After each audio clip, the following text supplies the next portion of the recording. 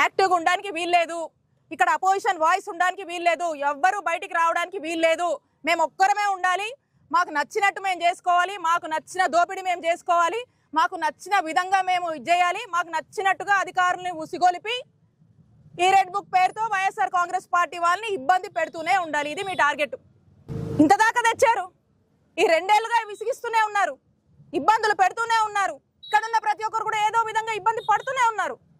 కానీ మీకు చెప్తున్నాం, మేము భయపడం. వాయిస్ ఆఫ్ ద వాయిస్లెస్ మా వైఎస్ఆర్ కాంగ్రెస్ పార్టీ. ప్రజలకు ఏ కష్టం వచ్చినా, ఏ బాధ వచ్చినా, ఏ కాజ్ మీద ప్రజలు ఇబ్బంది పడుతున్నా, మీరు ఇచ్చినటువంటి మోసం చేసి అబద్ధపు హామీలు ఇచ్చినటువంటి ప్రతి హామీ మీరు నెరవేర్చకపోతే ప్రజల కష్టాలు మేము చూస్తూ ఊరుకోం. వాళ్ళ కోసం పోరాడతాం, అవసరమైతే రోడ్లు ఎక్కుతాం, ధర్నాలు చేస్తాం, దీక్షలు చేస్తాం. ప్రతి కాజ్ కోసం, పేదవాడి కోసం పని చేస్తుంది వైఎస్ఆర్ కాంగ్రెస్ పార్టీ అని హెచ్చరిస్తున్నాను.